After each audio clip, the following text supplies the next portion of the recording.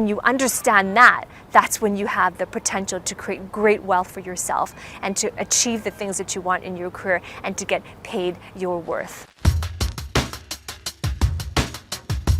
How to get paid your worth in your career. The little known secrets to getting paid your worth, and it's really not what you think. My name is Grace, and I'm host of the Career Revisionist podcast and founder of Mastery Insights, where I help savvy professionals to create careers of significance and expand that into living a life of fulfillment. How many years have you been working in your career? And how many times have you thought to yourself or said to yourself that you don't feel that you're getting paid your worth, and as a result you kind of feel underappreciated and undervalued in your company? I mean, I've said that to myself many times. I remember working in careers and in positions where I felt that my responsibilities kept growing. I applied for this position, I got this position where there was something that was expected of me in the beginning, and as the years progressed in that company, more responsibilities came on, more projects I was taking on, and I felt that I wasn't getting paid my worth. So today, that's what I wanted to share with you about. These little known secrets on making sure that you get paid your worth no matter what, and it works every single time. So let's talk about money. And I know there are some cultures and maybe some people who have a hard time talking about money because it's a sensitive topic. So let's put that aside and talk about money. It's just me and you. So I'm just talking to you about money. If you look at money in and of itself, it's not worth anything. Some countries, money is made of paper. In other countries, it is made of plastic. So in and of itself, the material of money, you're holding it in your hand, it is actually worthless. The only reason why money has value, whatever that value of the number printed on that bill, the only reason why it has that value is because people agree that it does. And another thing that we agree on is that money is going to be the unit of exchange, the unit that we use to buy things, and it is also going to be a measure of our wealth. And because of these agreements, that's the only reason why money has value. So let's look just for a brief moment. I'm not going to bore you with a lot of history, but let's look for a brief moment on the history of money. Let's say currency, because before paper money was invented, before it ever existed, our ancestors, societies before us, they used a system called bartering, where they traded items that they had a surplus of for items that they needed. So they would carry these heavy objects, exchange them with other people, and they bartered for the things that they needed. Right? So it was surplus traded for things that they needed, and that was currency back then for bartering. And then later on, that got a little bit tedious. And later on, societies evolved and they had metal objects. They would shape these objects out of metal, and that would be the currency, that would be money. Right? And of course, evolution, the history of money changed again into money that we know it today. And now today, with the invention of paper money, it's easy to carry around, and it has become the accepted measure of wealth and a unit of measure around the world. So if you really think about this history, and of course it is a very bird's eye view of the history, it is a 30,000 foot view of the history of money, there's a lot more details than that. But if you look at money itself, it really has stood the test of time. It has evolved, of course, to different materials, different sizes, different shapes, but it has stood the test of time. So why? Why did money stand the test of time? The reason why that it did is because of the world, and the world revolves around value. So in your career path, what you are doing is you are trading your value for someone else's value. Let me expand on that. The value that you have that you're trading is your skills, your knowledge, your experience, the value of your experiences. Those are the things that make up your value. You're trading those things for someone else's value. In other words, they pay you for it. So the value that they are exchanging in return to your value is money. They're paying you for your value. So money, the money that you earn, getting paid your worth, that is all about exchanging value exchange. The greater value you can give, the greater value that you can command for it. And the greater value that other people see that you can give, the more value they will offer you for it. So it goes back to bartering, right? The reason why bartering works is because they want what you have. They need what you are about to exchange for what you have.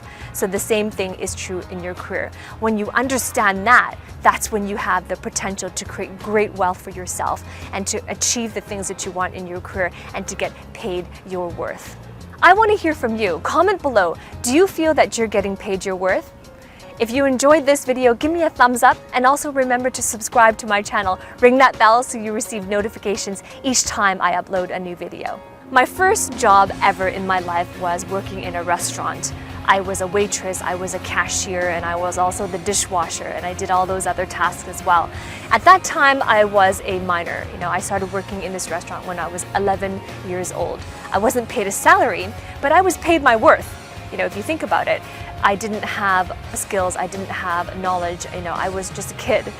So at that time, the value that I could exchange was just cleaning tables, washing the dishes, and also settling the bills from the customers. And then as time went on, by that time, the next job I had was out of high school. I was doing some odd jobs as well. I was working in a golf club, and I got paid minimum wage. In high school, my knowledge, since compared to when I was 11, my skills has expanded a little bit. I have a little bit more knowledge. I'm a little bit more mature because now I'm a teenager compared to 11 years old, but I am paid minimum wage. Is there a chance that I could ask for more than minimum wage? Well, no, because of the value that I have to exchange. That was the limit of my value. And then later on, as time wears on, after I graduated with my PhD in neuroscience, now my skills have really expanded. Now I have specialized knowledge in one subject area.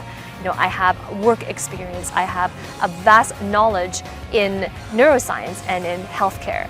So then I could command a lot more for my income compared to back then, compared to 5 years ago, especially compared to when I was in high school. So do you mind if I get really honest with you right now? So if you're asking yourself and you have these questions, I want to get paid my worth. How do I get paid my worth? Here's my question to you.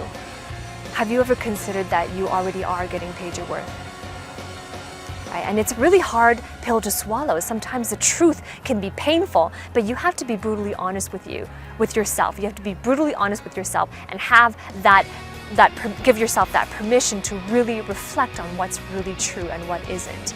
Because that's the only way that you can get ahead, is if you are honest with yourself about what's true about your current situation and how that differs from where you want to be. So if you want to get paid more, if you want to have a greater income compared to what it is currently, then you have to create more value. You have to be able to be the person to do the things to give more value in exchange for money. And the quicker and the sooner that you can understand that, the sooner that you can get paid more and have the income that you desire. People will only pay you more money, pay you more income, depending on the value that you can give them. In other words, the problem that you can solve for them. And the only opinion that matters is the opinion of the marketplace. So what is your marketplace? What industry are you working in? And that's the marketplace that you serve. It doesn't mean that you are in customer service. It doesn't mean that you're a sales representative. But whatever your job function is in any organization, you are serving an industry. As an organization, you are serving an industry. So the right way to think about it is what the marketplace is willing to pay for the value that you can give. So it's prudent if you got really clear on what problems you can solve and what that marketplace or that industry or that employer, that organization, what problems do they have that they need a solution for. And the truth is that some people don't make a lot of money because they aren't producing a lot of value according to what the marketplace requires of them.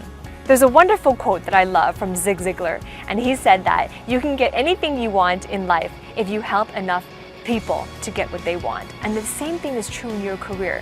If you help enough people to get what they want by adding value to them, by solving their problems, then you can have what you want in your life. So you see, if you've had this notion that it's wrong or it's unethical or that it's unprofessional to ask for more money and to get paid your worth, then it's not true, because it is a noble thing to make more money. It is a noble thing to exchange your value for money. It's very noble.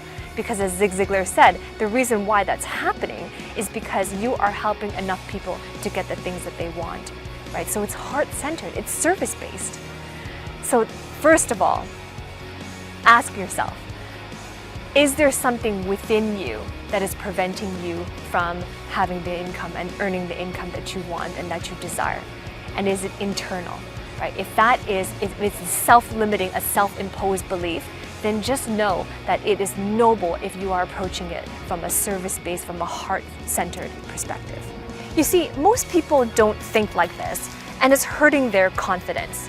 I mean, you've been conditioned, we've all been conditioned by society, by authority figures, by the education system, that if you're starting out, you're expected to pay minimum wage. And then you work at that, the next job that you get some time and some experience with more knowledge later, then you get paid more than minimum wage.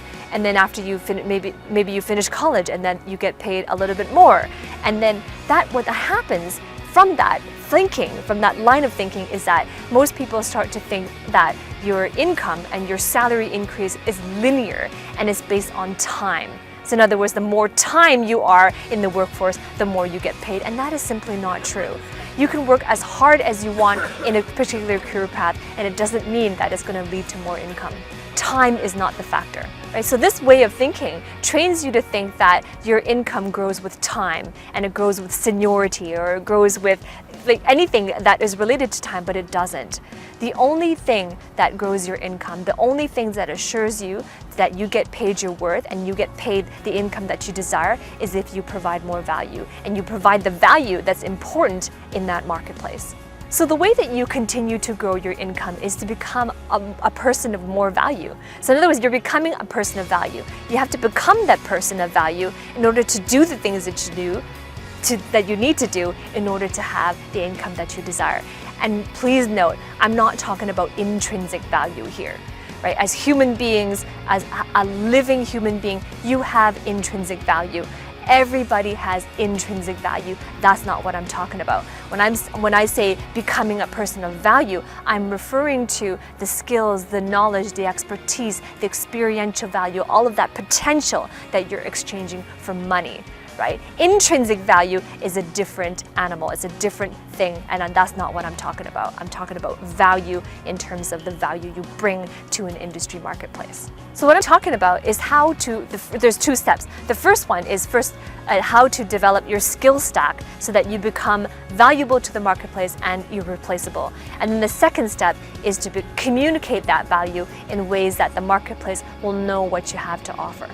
So maybe you're listening to this video and you're thinking to yourself, well, how do I increase my value? If you're wondering more, I have the perfect thing for you. I've created a 4-day training. It's a free training. So just go to careerrevisionist.com/training. The link is somewhere below in the links below. So just go to that for a training on how you can become a greater person of value and command the income that you desire and the income that you deserve.